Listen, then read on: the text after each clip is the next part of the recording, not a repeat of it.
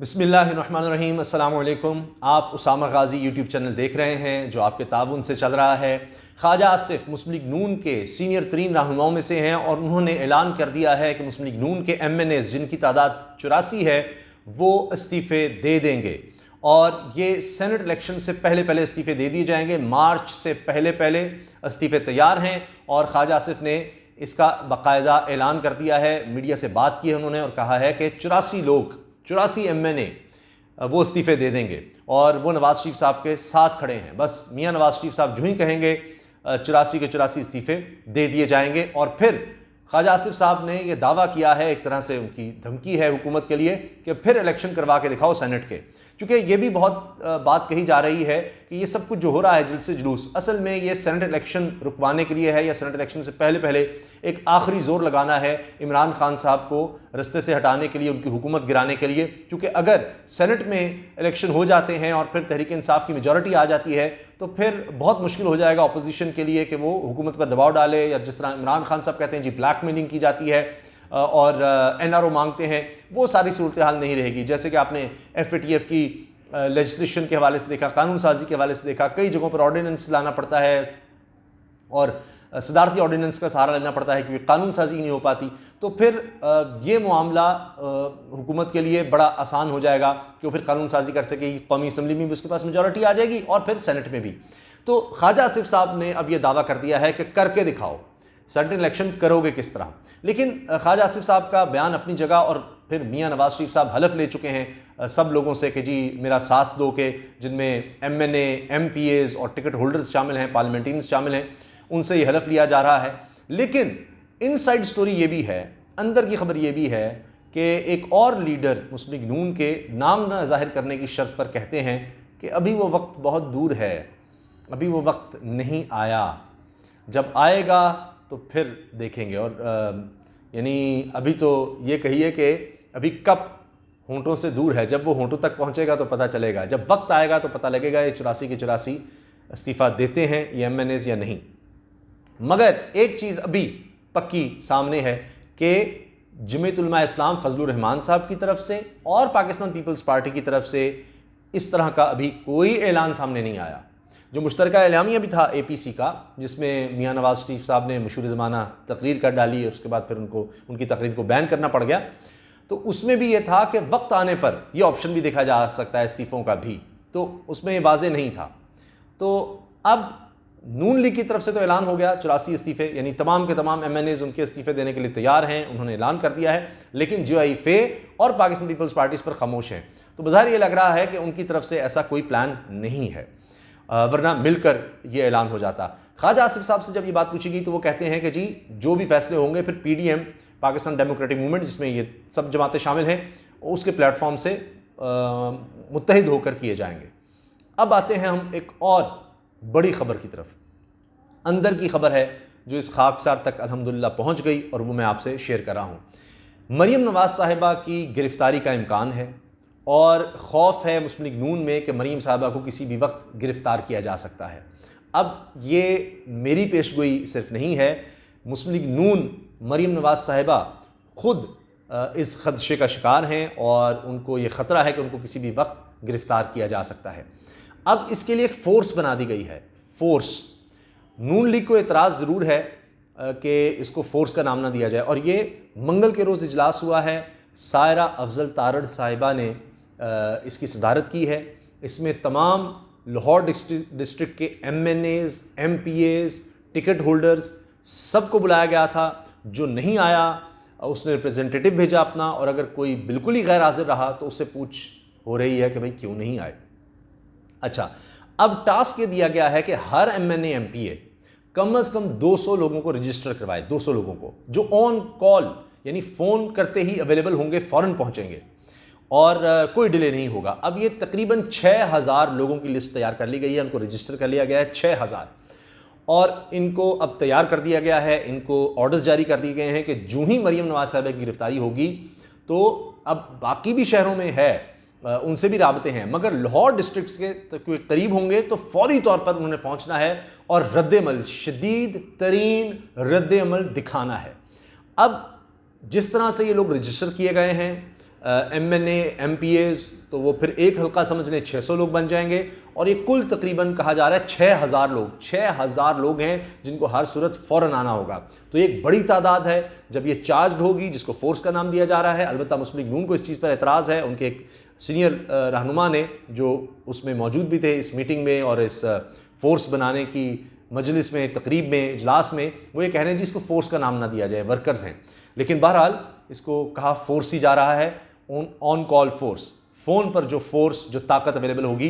तो मैं सिर्फ आपको एक झलकी की सूरत में एक चीज़ बता देता हूँ। नैब में पेशी के दौरान क्या हुआ था, मरीम नवाज साहिबा जब नैब पेश होने गई थी तो ऐसे हालात पैदा कर दिए गए थे कि वो नैब में पेश ही ना हो सकी।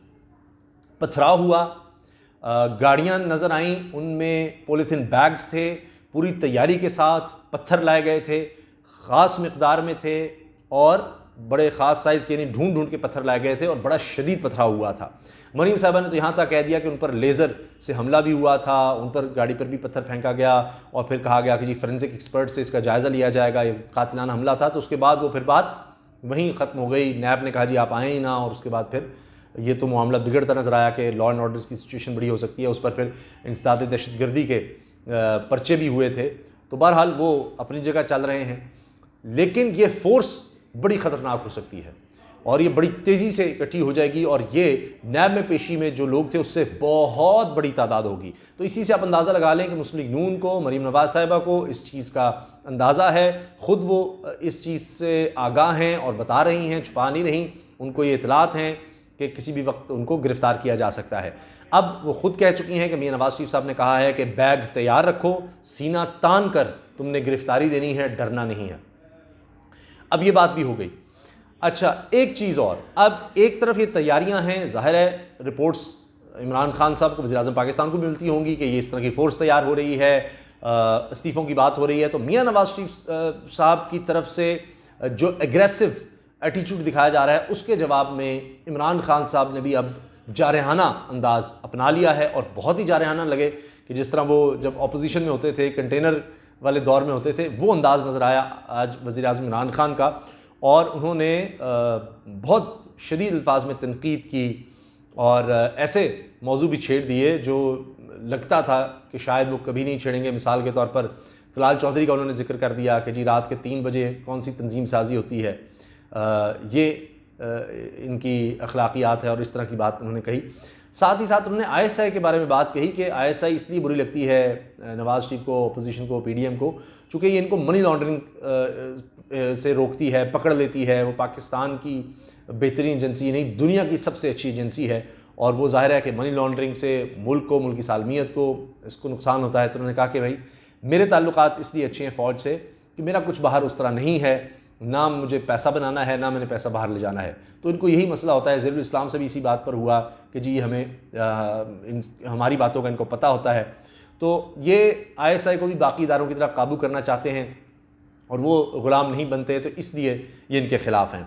फिर इमाम खुमैनी के हवाले से उन्होंने बड़ी बात कही, बड़ा तंज़ किया।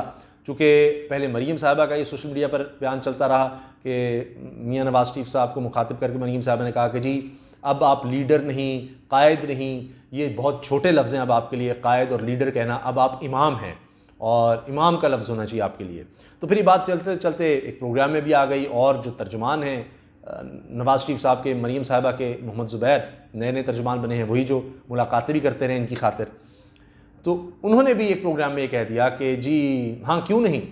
और 3 दफ़ा का वज़ीर-ए-आज़म है। इमाम खुमैनी के हवाले से जब बात की गई, तंज़ीह अंदाज़ में फवाद चौधरी ने कहा जी अच्छा वो इमाम खुमैनी बन रहे हैं। उन्होंने कहा बिल्कुल, वो भी बाहर थे, इमाम खुमैनी भी, उन्होंने भी स्ट्रगल की। तो नवाज शरीफ साहब के बारे में इस तरह ज़ुबैर साहब ने कहा जी वो भी इमाम खुमैनी हैं।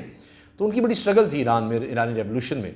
तो फिर इमरान खान साहब ने कहा ये किस तरह का इमाम खुमैनी है कि वो सादा खुराक खाते थे, ये निहारी खाते हैं। उन्होंने क्या अपनी कोई बच्चों की बाहर जायदादें बनाई थी, अरबों रुपया बनाया था इमाम खुमैनी ने, इन्होंने बनाए हैं, ये किस तरह से मवाजना करते हैं। तो इसका भी उन्होंने हवाला दिया। तो काफ़ी जारहाना मूड में नज़र आए और उन्होंने ये भी कह दिया कि जी शौक़ से जलसे करो, जुलूस करो, जितने करने हैं करो, ये 2 साल भी जलसे करते रहे, हमारे एक जलसे के बराबर लोग नहीं लेकर आ सकते, लेकिन अगर इन्होंने कानून हाथ में लिया तो सब जेल में होंगे और फिर अब जेल भी VIP नहीं होगी। और फिर साथ ये भी कहा उन्होंने शीरी मज़ारी साहिबा का हवाला दिया कि काबीना में हमारे सामने जो रिपोर्ट्स आती थी कि उनको कोई 6-7 बीमारियाँ, ऐसी बीमारियाँ कि पता नहीं है जहाज़ तक भी पहुँच सकेंगे नहीं, तो शीरी मज़ारी रो पड़ी। और इमरान खान साहब ने कहा मुस्कुराते हुए कि आप खुद सोचें कि शीरी मज़ारी को जो लोग जानते हैं कि अगर वो रो पड़ी हैं किसी बात पर तो किस तरह की खौफनाक रिपोर्ट्स हमें मिलती थी, और वो लंदन जाते ही नवाज़ शरीफ साहब बिल्कुल ही एक मुख्तलिफ नवाज़ शरीफ हो गए। बहरहाल मुश्किल वक्त साथ साथ चल रहा है। जो गद्दारी का पर्चा हुआ था, FIR हुई थी, हुकूमत ने उससे तो लाताल्लुकी का ऐलान किया, लेकिन अब GIT भी बन रही है, उस पर GIT बन रही है। अब GIT बनती है, जिन जिन लोगों के नाम है, सारी लीडरशिप के नाम हैं, उनसे अगर पूछताछ होती है तो क्या वो जाकर एहतजाज करेंगे या यहाँ पर जवाब देंगे, क्योंकि सारी नून लीग की सीनियर लीडरशिप उसमें शामिल है।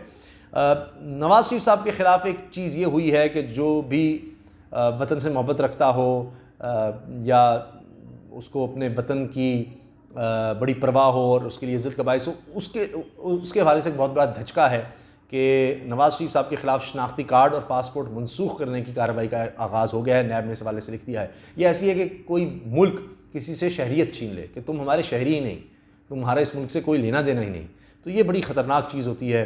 किसी से उसकी आप ये देखें कि शनाख्ती छीन लेना, तो ये बहुत बड़ी चीज़ है।